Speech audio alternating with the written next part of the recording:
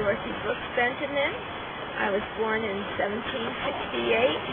I married Colonel Aaron Benjamin at the age of 19. I died in 1853, and I died at the age of 85, which was pretty old back then. Well, for people that just got here, I'm Colonel Aaron Benjamin. I was born in 1756. I died in 1828. I was 72 years old at the time of my death. The town of Stratford was a town divided in the years leading up to the Revolutionary War. We had two factions living in town. There were the Loyalists, who so many of them lived up in what is now the Huntington Road area. The entire area was called Tory Hill.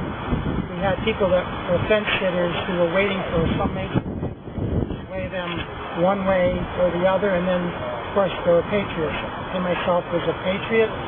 I joined the Continental Army at the age of 19 in 1776, and I served the entire 7-year duration of the war. You might be interested to know that some men from Stratford only served 18 days service in the Continental Army. I originally joined up with Montgomery on the assault on Canada. We were able to take Montreal, but were forced to retreat off the plains of Quebec and retreat south.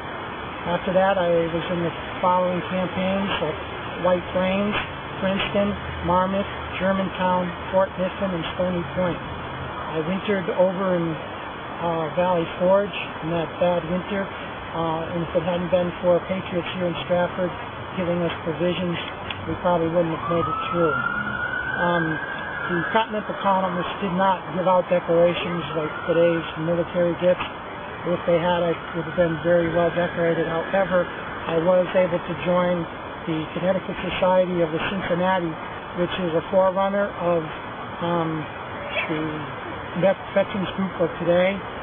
It was started by the officers of the Continental Army to serve as a way to keep the fundamentals and the ideals of the American Revolution alive, to keep the bonds and friendship that the men had made during serving together live, and to give financial aid to members who were financially in need. I came back to Stratford after the war. I married Dorothy Brooks in January 1787. She was a good wife and mother, and our son Benjamin, Classy Benjamin, the gentleman with the stovepipe style hat, he asked me to visit his grave before you leave. Finally, the War of 1812 was our second war of independence against Great Britain. Again, I took up my sword, and I was the commander of the port of New London, which was good duty because I didn't go anywhere except there, and I was close to home. British Navy harassed Long Island shipping. There were some provisional raids here in Stratford, but no major campaigns.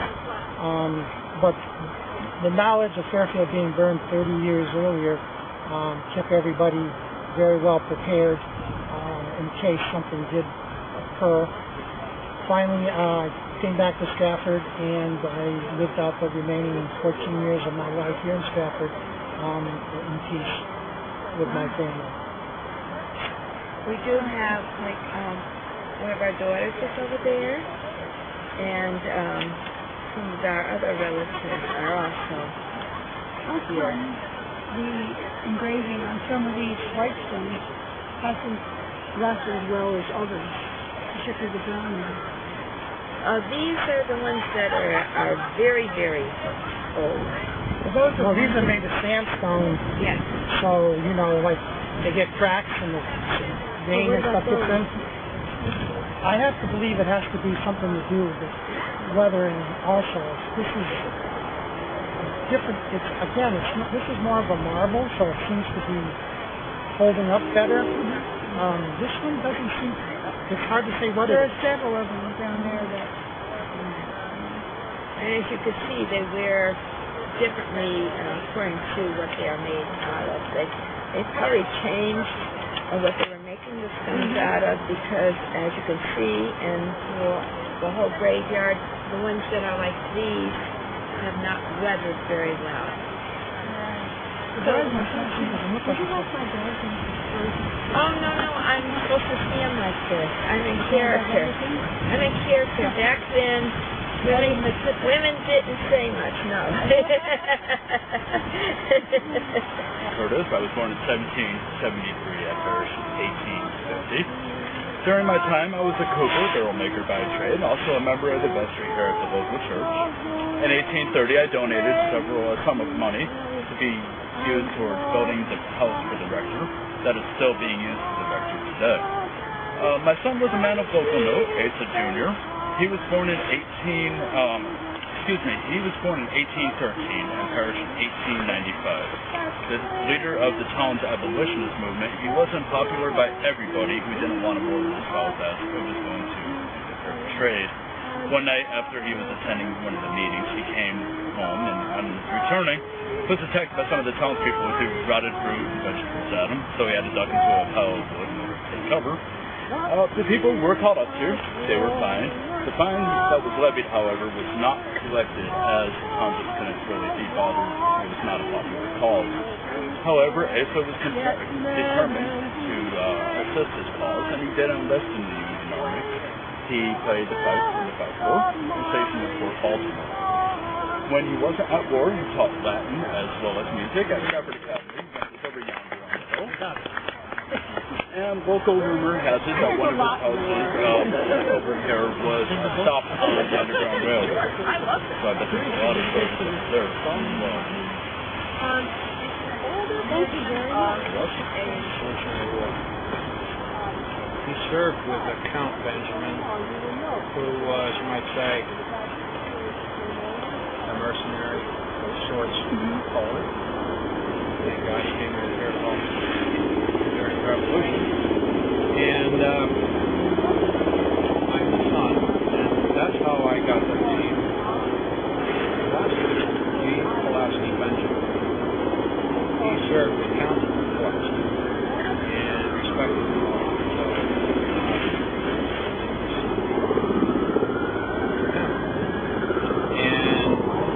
Later, in the time of the War of 1812, myself as an 18-year-old went to sea as an ensign, and over in Spain was captured by the British, and they put him in Dartmoor Prison, which spent a year in England, Dartmoor Prison. You can look that up on the net. It was one of those dungeons that we would refer to, and it actually exists today. So, my name is Mr. Asa Curtis. I was born in 1773. I was a cooper by trade, and also a member of the Heritable. And so he got out, lost a lot of weight, emaciated. His parents didn't recognize him when he came back to the United States. Considering 8 weeks to come across, 6 weeks to come across. He was a leader of the abolitionist cause. And to survive not a very popular cause at the time was quite a miracle in those days. So he knew the business by that time.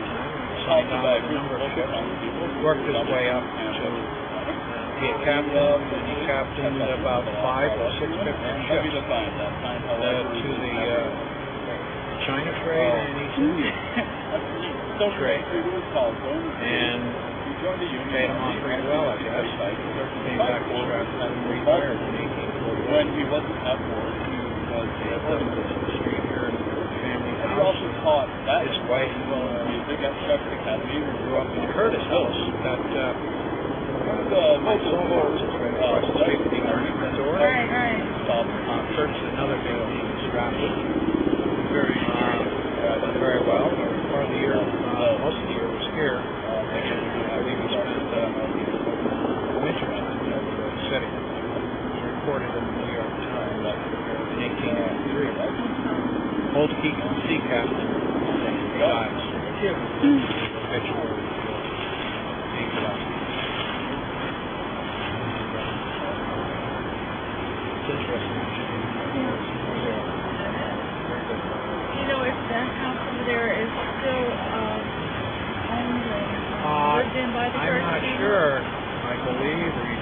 priest for Christ Church was over there. And I mean retired.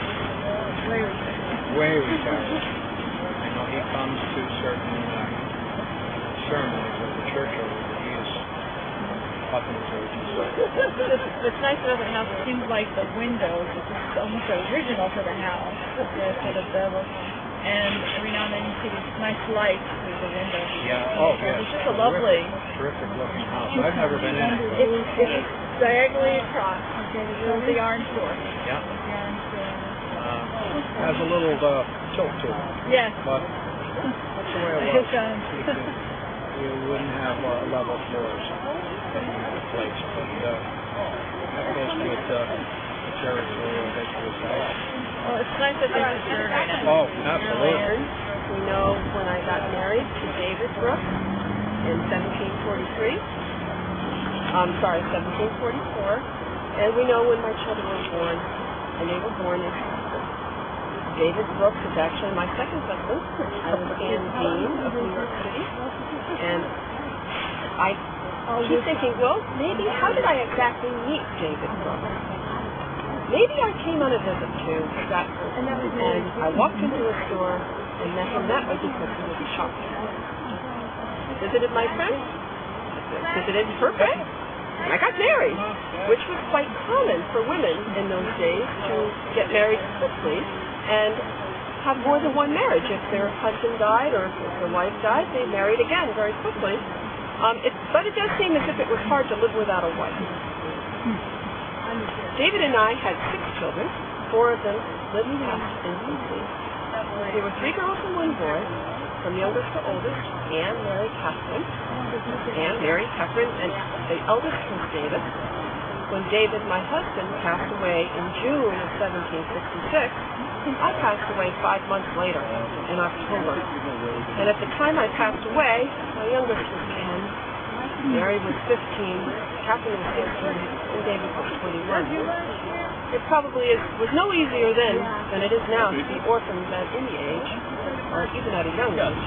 However, hopefully, relatives and friends. One of our descendants, our grandson, became Stratford's first postmaster, and his house is still out on Main Street, right across from Sterling House, and it's painted yellow. And nearby, speaking of post, is the Boston Post Road. The Boston Post Road was laid out by a friend of the original rector of Christ Episcopal, Dr. Johnson's friend, and his name was Benjamin Franklin. And the Boston Post Road stretches from Philadelphia to Boston, and it takes about a week for someone to deliver mail from Philadelphia to Boston. Not bad. Not bad at all. Our rector, Dr. If you go through this tour, you probably will meet Dr. Johnson for sure, but you might meet Benjamin Franklin because he was a visitor quite often, and I think he's dead. Another descendant of my husband and I went on to found a store in New York, a clothing store, and maybe you've heard of it. It's a little quiz. My last name is Brooks. Brooks Brothers, that's right. And I think they're still in business. The year before our marriage, David generously donated 4 pounds of money as well as about 5 pounds worth of glass from New York City to our new building. Our new Christ Church, our old one, was right on the corner right here of this graveyard, and our new one was right here where St. James Church is. He also taught the local students. We needed a new one because our rector, Dr. Johnson, said our house would not hold us, which obliged us to build a new church. Our family also bought a pew in the church, and we were staunch members. But I must say that the rivalry between the Congregational Church and the Episcopal Church goes on and back and forth. It does not seem right that we have to pay a tax to support the Congregational Church and also have to pay a tithe to the Episcopal Church. Now, I heard an objection from a person that was a Congregational person here before. However, I maintain it's not right to double tax somebody. And Dr. Johnson and Reverend Gold of the Congregational Church go back and forth endlessly. Maybe church and state someday will get separated. Before you leave, check out the man that put that into the Constitution. Here's William Samuel Johnson down there.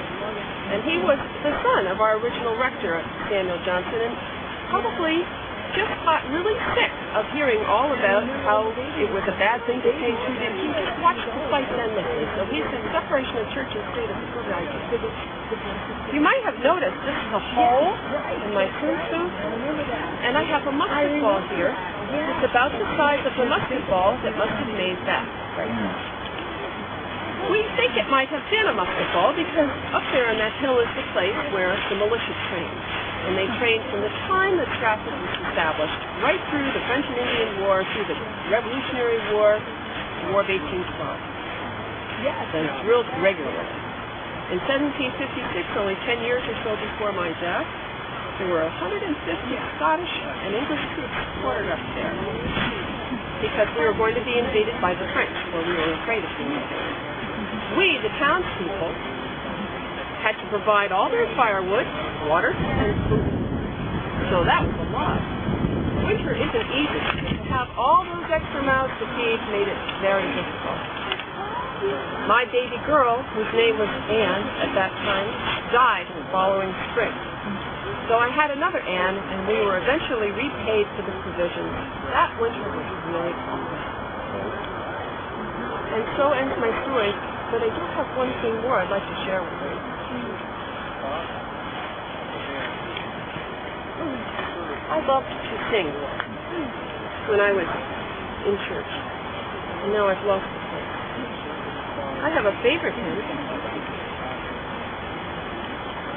Oh, please, where did it go? I might have to sing another favorite hymn if I can't find this. But this is a book called The Episcopalian Harmony, and it was published in 1808. And it's all hymns that were sung at that time, and it would be really nice if this thing would just pop out of it. I lost my place on. Come on. Oh dear. Well, I could sing you one other hymn that you probably would know. I can't find this one, which I can't. Do you know the hymn, The Old 100? It goes like this. Thank you. I lost place part. you found Praise God from whom all blessings flow. Praise Him, all creatures here below. Praise Him above the heavenly host. Praise Father, Son, and Holy Ghost. And that is from this hymnal. Really? My name is Jack Erebus, and I fought in the Revolutionary War. I was born right here in Stratford, Connecticut, and my master promised me freedom if I were to join the war and stick my way through the whole thing if I were to live.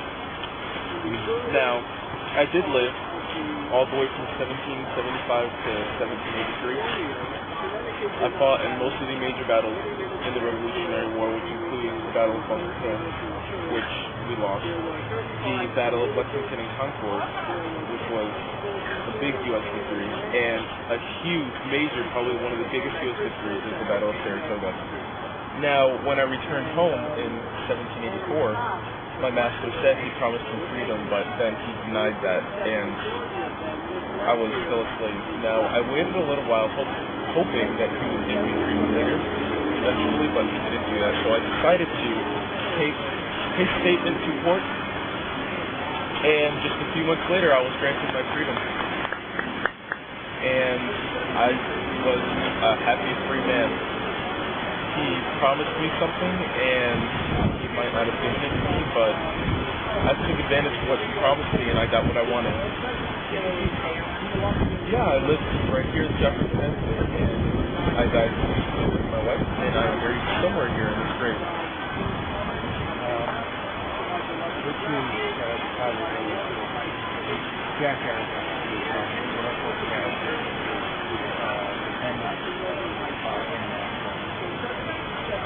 Excuse me, say that one more time? Okay. Of the Collier brothers, James wrote several books about and Jack extended our feature. Okay. He makes a lot of Jack Thomas is created. So, are you looking at You? Yeah, me. I live right by Christ Church, just a few blocks away. Okay. But join us at the library. Yeah, I like to read.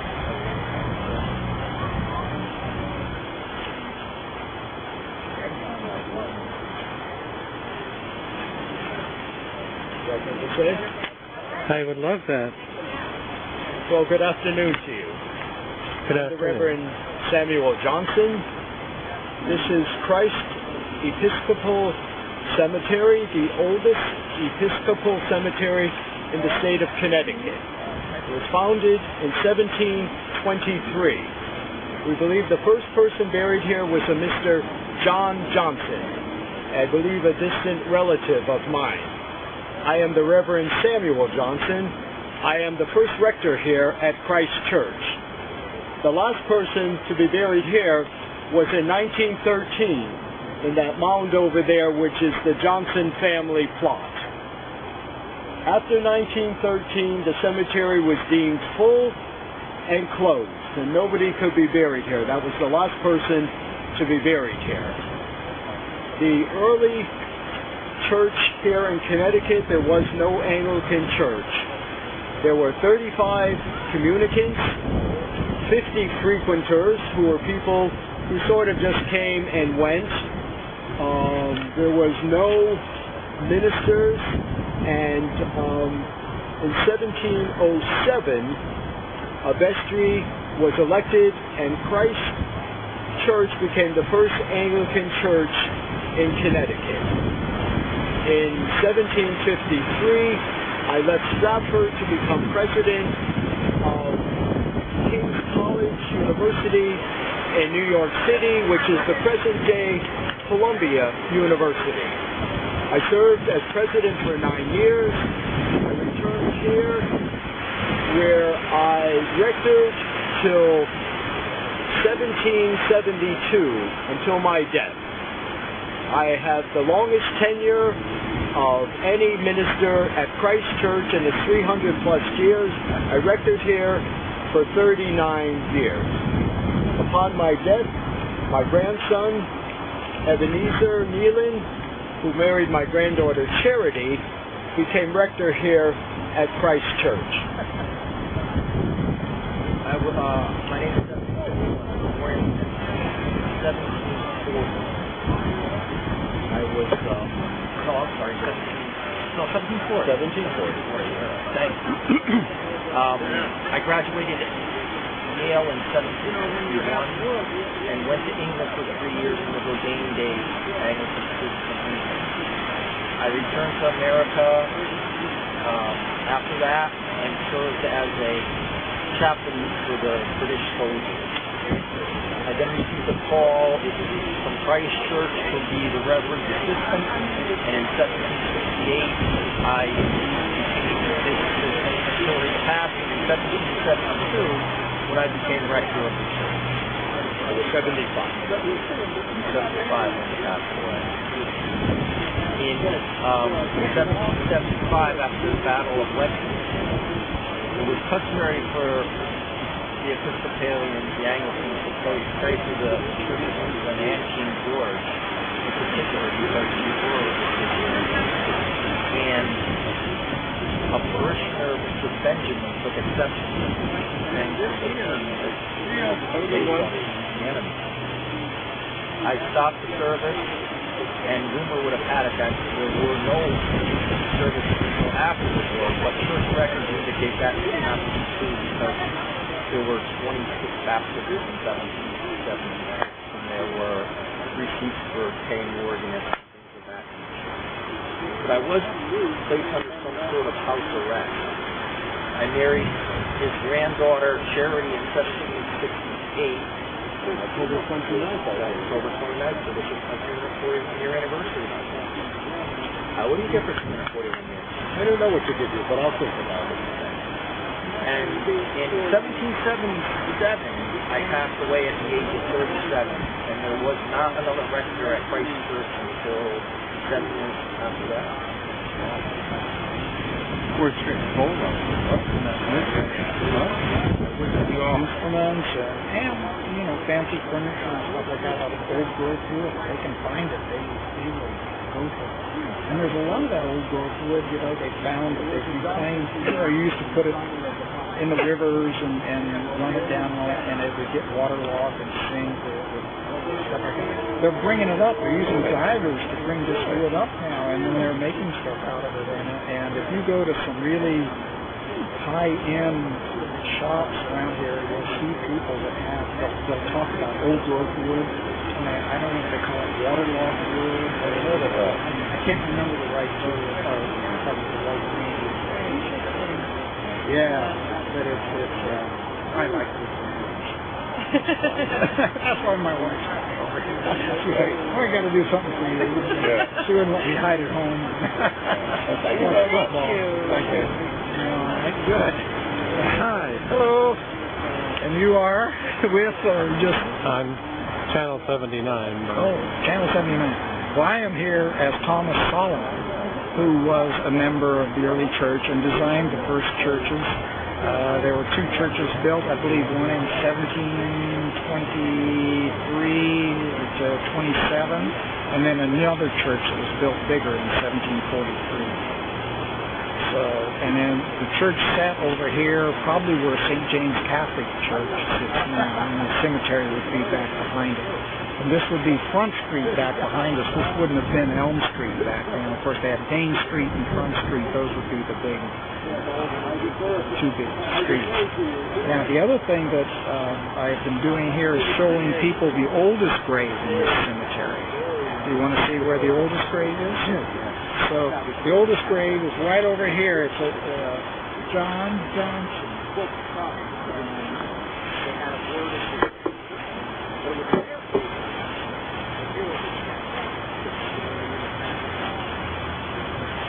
On this side. This is John Johnson, 1725, and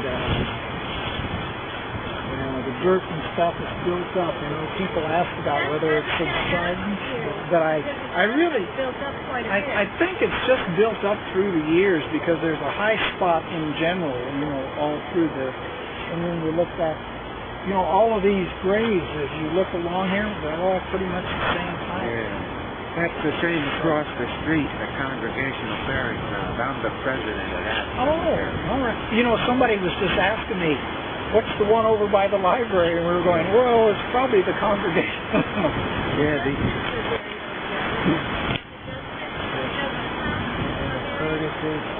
Oh, there, yeah. Moses Wheeler is buried over there. I think Scott Fennell is even buried over there. Well, there's another Curtis, family section that's up here in the front corner over here. Yeah. And it was the Congregational church, that really was the town government and everything. And they're the ones that gave the grants that granted it here so that they could build the Anglican Episcopal churches back then. And there's always the business about Anglican and English and there were a lot of Curtises back then. Yeah. The oldest Curtis house, I don't know if you know it, it's the White House up on Paradise Green up there. Which one now? It's next one house up from the church. No, the one that faces the wrong way? No, it faces right out on the road, and it's one house next to the church. The next house to that church. I can't remember. It's a Baptist church or something, isn't it? I don't know what kind it is. Okay. I think it was a salt box, but they changed it. You know where that big church is on the left up there in Paradise Green? It's one house down. And the last Curtis that lived in that house, Clarabelle Curtis Farmer, died a few years ago. Oh.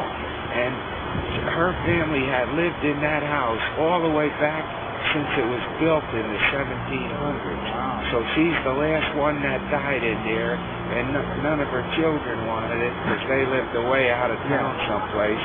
So that was the end of the Curtises in that house. Wow. Yeah. That happened. So you're all very familiar with the slate and the red stone and the graves and the, you know, that was my usual. We have terrible vandalism over there. Well, you know what? I have had more people, because about 4 years ago, we decided, you know, we were trying, we started mapping the graveyard and trying to protect it better. And we got a fellow to come put the walls back. There were places all over here where 2 or 3'd be missing, you know, people come in, and most people don't do much, you know, they're just curious.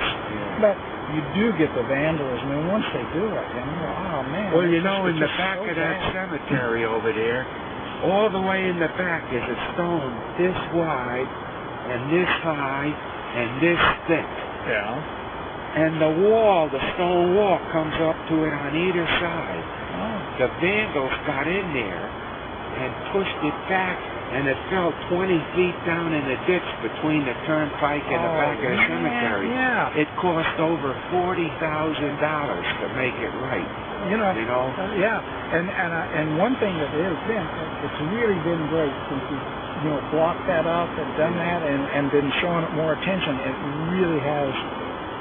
I won't say eliminated, but it really it's helped it, you know, so much. You know, and Frank Scott Bonnell's house used to be over next to the senator from Tennessee. So he's over there holding fort. His gout has been very bad lately, but he's over there. He will show you where he signed the Constitution. And he's a very famous. He's probably the most famous person that is buried in this area. But I like to think that my granddaughter, who is named after me, Susan Edwards Johnson's husband, who is the last person to be buried in the mound. She was buried in 1913, and she was one of the founders of the BAL.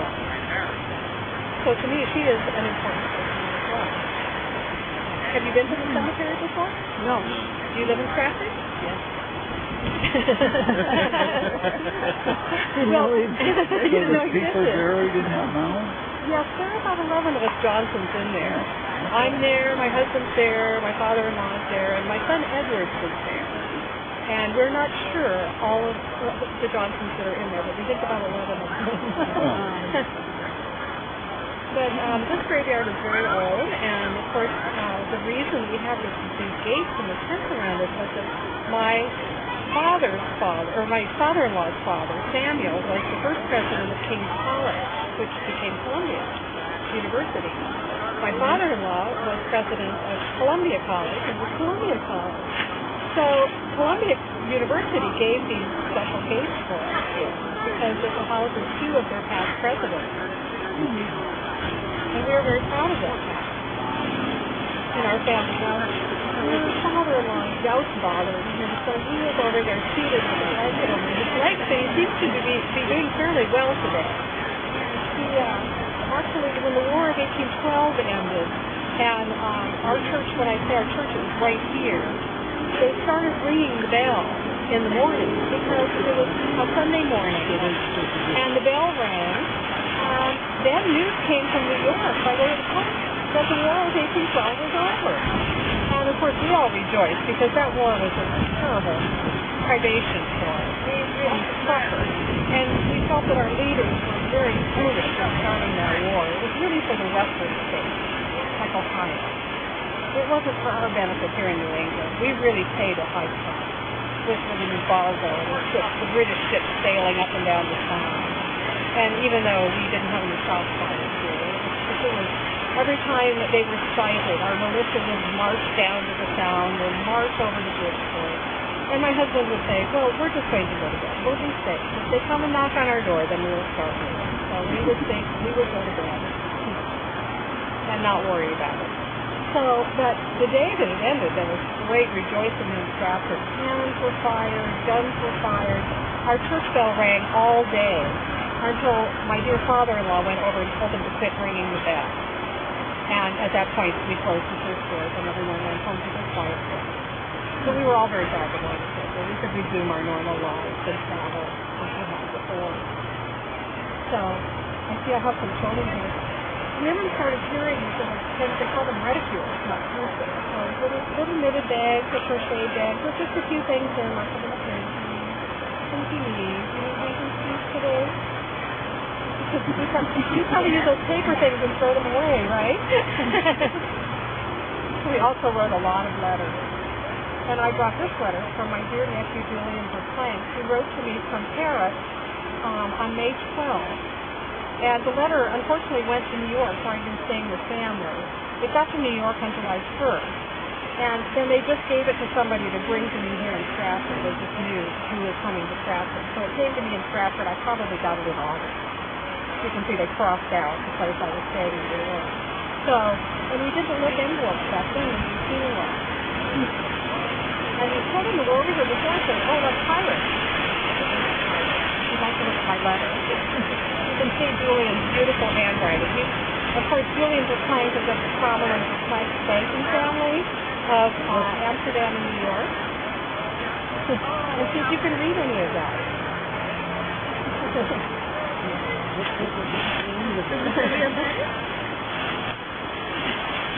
So you can read that part. I was going to put it together, and I thought this way two people can read. So I'm a great letter writer. I write letters to my son and my daughter. I give them advice all the time. Like, just go to the parties with the best people, because those are the best parties to go to. You need to think of your reputation. And, never let those impudent New Yorkers press in on you, because you are just as good as they are, and probably better. So when you go to New York, let's think about it. New Yorkers are just different. We have nothing to be ashamed of in our family background and in our good name. Correct? And for the young men, I have some advice. Be careful of the gaming tables. If you go to a party and there is gambling, heaven forbid, watch out, because they're always surrounded by old women waiting to take their money. They have nothing better to do. They don't dance anymore, so they hang around the gaming table. And they like nothing better than a young, innocent boy to come up and start gambling, and then they will take all your money. So keep that in mind. By old women, I mean women about 35. Yeah, watch out for them. And I think that was just a wonderful thing to say. I have 3 boys. William is my oldest, and he was named after his grandfather, William Samuel. I have 2 daughters, Deb and Frances. Thank you for coming. Enjoying it very well. Frances is my oldest daughter, and then Betsy is my middle daughter. And then I have 2 young boys after that. I have Edward and Robert Charles. And Edward and Robert Charles both had very light cases of the measles, and we really worry about the measles here in Stratford. Have you boys had the measles? You have the measles, young ladies? No, because I heard that you pretty much eradicated it.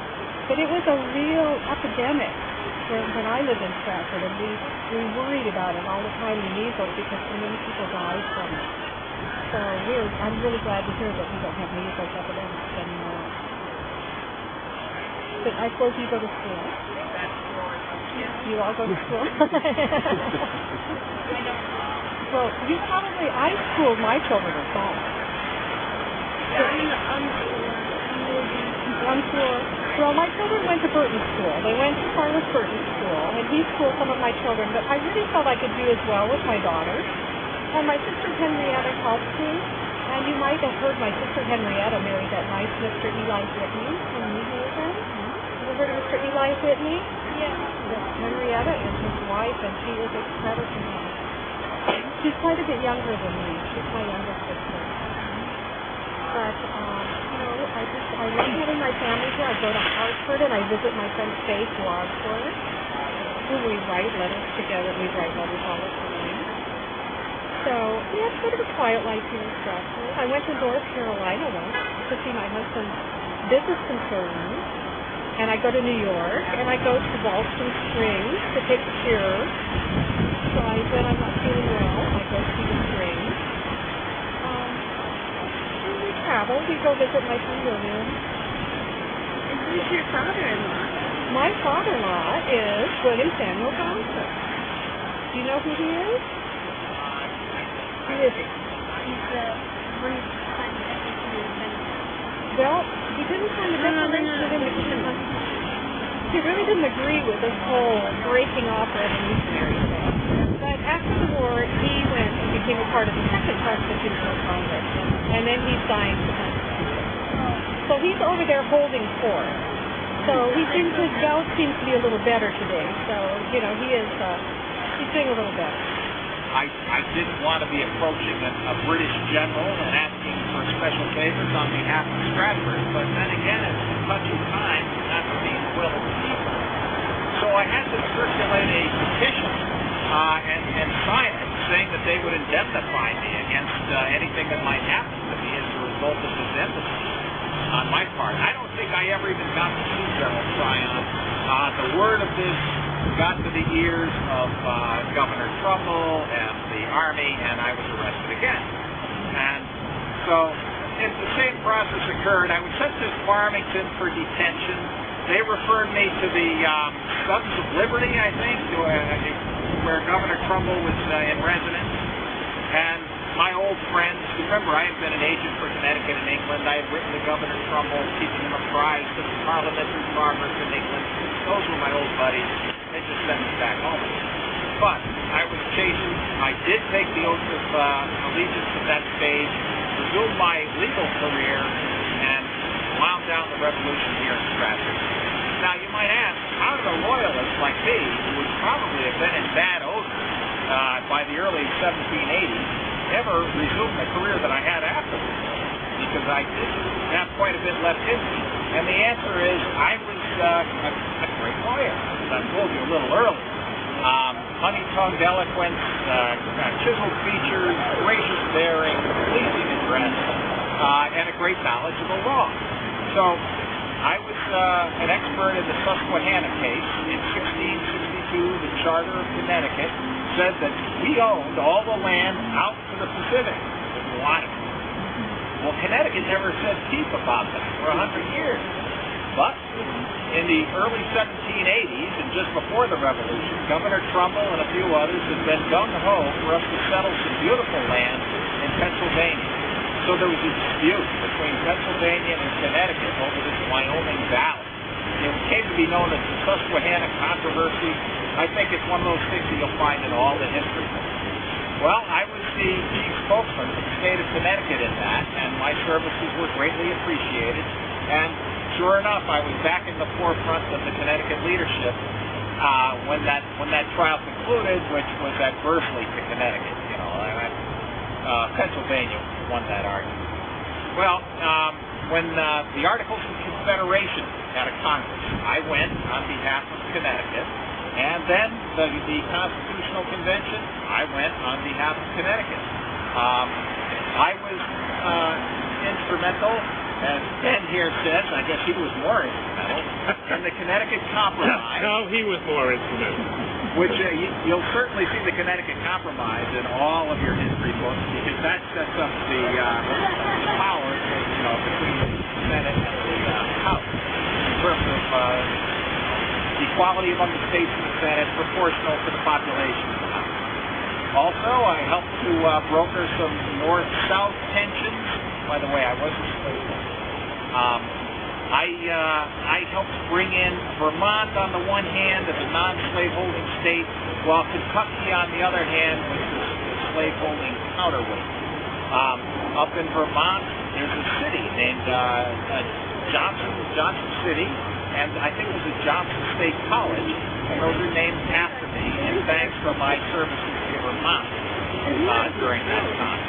One thing that perhaps out of humility, William Samuel has not said about his role at the Constitutional Convention, or in the writing of the Constitution, is that he was the chairman of the Committee on Style for the Constitution, and Stratford historian Lewis Knapp, his book I recommend, In Pursuit of Paradise, notes that wherever you hear a hint of poetry in the Constitution, wherever it's not just a dry legal document, which it mainly is, in some of these ringing phrases, This is the honey-tongued eloquence of William Samuel Johnson as the chair of the Committee on Style and essentially the editor of the Constitution. And thank you, Ben. If anybody knows honey-tongued, you're the man. You're the man. So, and I am the man, actually. I'd just like to point out, he may be a signature to the Constitution, but I, Benjamin Franklin, am the only man whose name is affixed on all three documents establishing the United States of America: the Declaration of Independence, the peace treaty with the British Empire, and the Constitution itself. Thank you very much. And, it makes a good story to say that I was great buddies with Benjamin Franklin and George Washington. But as this book by the professor of Columbia points out, I found it in a footnote. They bury that rough stuff. Things were a little bit frosty between these two. In all my voluminous writings, there's not a word of praise for General George. In all of his, not a word of praise for me. So, but we did observe all the politeness. When he came through Stratford on the Post Road, I would dine with him and so forth. I suppose we would be friends on Facebook, but in our diaries about each other. And likewise, you wouldn't be Facebook friends; you'd be LinkedIn friends. Oh yes, our station life. Well, so let's see. We've been through the Constitutional Congress, right? And now we're on to the first Congress itself. I was your first senator. I was 63 years old. I was the oldest guy in the Senate, as a matter of fact. Now, what I am primarily associated with in that first Senate is the Judiciary Act of 1789. Having had decades of experience in the law, I helped be the architect of that Judiciary Act. And I did a number of other things, but I didn't stay in very long.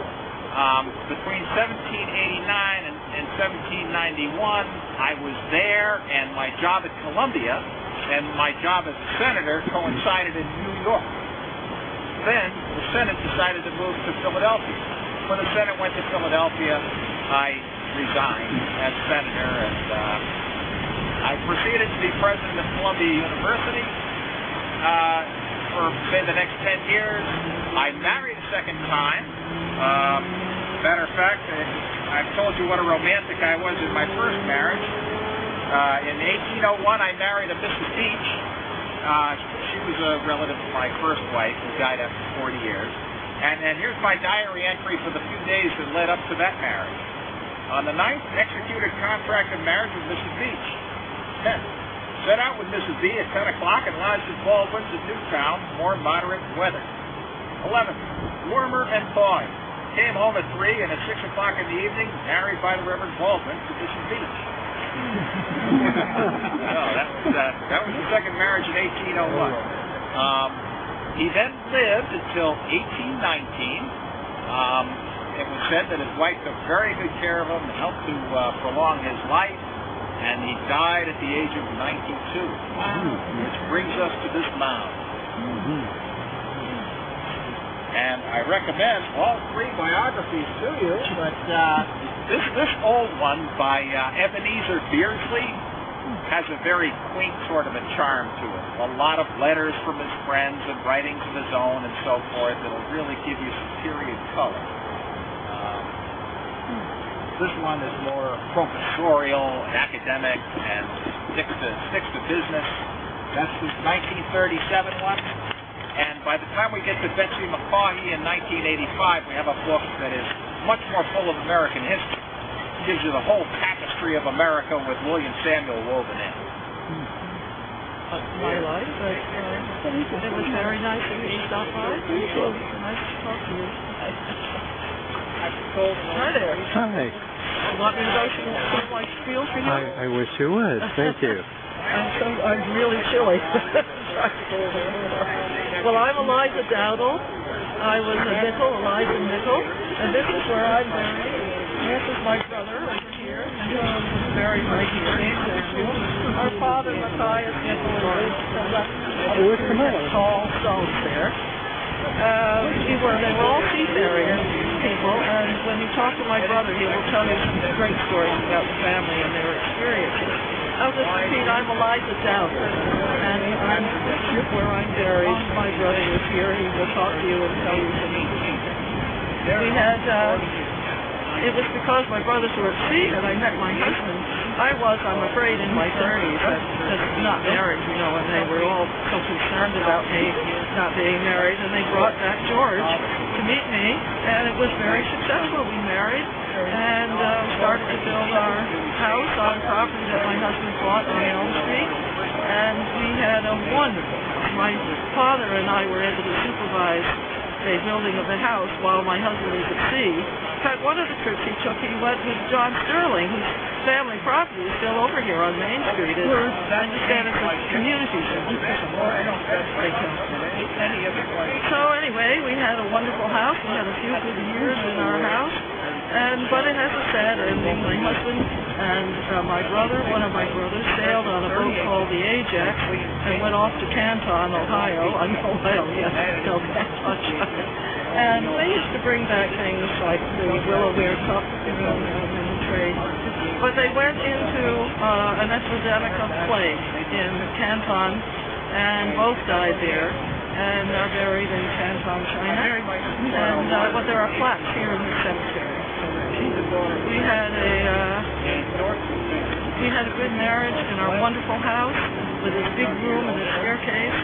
And I kept the house for about 8 years and sold it. I understand in later years it became, I think they call it a convalescent hospital. And then it was also an inn. And later years it was called, if you were Stratford people, the Phelps Mansion. And it had a reputation for being haunted. And it had, so I wish I had some stories, because there must be some wonderful stories about hauntings. So anyway, it was a sad ending. The house was taken down in 1972, so I can't take you through that. But we enjoyed our house, and it was a wonderful time while we had it. And I thank you very much for coming by. Okay. Good afternoon. Thank you for stopping by and listening to my story. Did you enjoy it? This is where my brother's buried. And my name is Samuel Nickel. I'm a sea captain, and I'm the son of General Matthias Nickel, who was a sea merchant in Stratford and in New York. At a very young age, my father taught me all the skills I needed to know to become a very good sea captain. I was 30 when the War of 1812 broke out, and more than capable and ready to seize the opportunities that the situation provided. Since the British blockaded the new nation, remember? All the Atlantic ports were inaccessible to our young nation for survival. Privateering was the only business at hand to make a living too. In 1813, President Monroe granted me a marquee for my ship called the Scourge. It contained 15 guns and more than 100 crew. My brother Francis, also a privateer, and his ship was called the Anaconda. We were a family business because my cousin Edward also was part owner of a privateer called the General Armstrong. So it was a family business, as you can see. In the War of 1812, as you must understand, the British blockaded the nation, so the only way for the nation to survive was to resort to private ships in order to survive. I patrolled the Norwegian coast, which was at the time under the control of the Russians and the British. In June 1813, I captured my first 2 British vessels. About 2 months later, with another privateer, we captured 19 more vessels. The sale of the ships, the cannon, and the cargo netted us a very handsome profit. One ship that I captured was destined for Mexico and carried a chandelier to be hung in a Mexican pavilion. Well, with the capture of that ship, Fortunately, the chandelier landed here in Stratford, and it was hung in the Christ Episcopal Church in 1818 until 1858, 40 years later, when the new church and present one was being built. For some reason, the chandelier was cut from the ceiling and crashed to the floor into 1,000 pieces. What we have here, a remnant of that chandelier, one of the prisons, okay? Hey, here, you got money? You got the $5? I like the past, but it's very valuable and irreplaceable. So if you want to stop by and have a look at it, you're happy to do so. The scourge was aptly named because it captured more enemy ships than any other privateer. At the conclusion of the war, I returned to Stratford, a very wealthy man. I was able to purchase 30 more acres in Long Beach and add it to the 150 acres I already owned.